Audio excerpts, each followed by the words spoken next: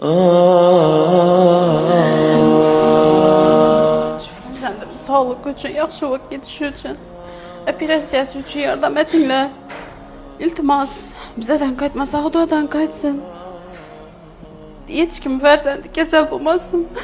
Bu öz organizm bunu kabul etişi gerek. Men organizm bu sunu kabul etmeydi, bana çıkarttırdı. Bu içanda dursa yiring bo'lib yotibdi balada. To'xtamin temperatura beradi, yiring bo'ladi. Şimdi bazı miye evaş koyulan. Miye, shunday qo'yilgan miyada. Shunday o'tib, shunday qo'yilgan.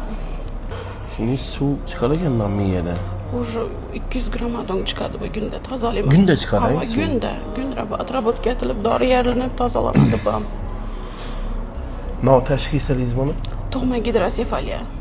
Tohma. Gidrosefaliya. Bosh ketdi işte.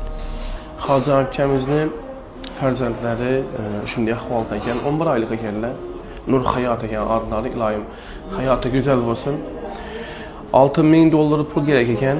$6.000 pulunu yığnasak birlikte şu kızımızını operasiya qildirish uchun bizada imkoniyat bo'ladi.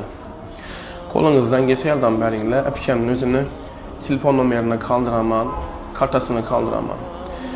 Bir iPhone ya bir mashin qo'yildi degan vaqtida videoni tarqatib bomba etdingizlar. Ana indi bir kasala, bir muhtaca yordam berish uchun iltimos qilamanki, shu videoni maksimalni danımagan kim bo'lsam tarqatib tashanglar. Hiç olmasa savab başında şerik bolunlar. Bize bir sebepçi, öpkemizin ahvalını yürütürsüler. Bəbi ənə, nişəsəm ənə bərbi. Çünki mən iltimas qılaman kolunuzdan gəliyəncə Allah yolunda yardım qılınlar. İmkan kadar 5.000, 10.000 bir kola içmək, bir sigaret çəkmək, şuna şu bir narasida bir bala üçün təşəbbüslə şübhələnir. Hiç olmaganda işte videomuz tarqatınlar maksimum şu derece tarqatınlar şu videonu sizlerin tarqatqalarınızdan görüp bir sahibayla pul taşap versin.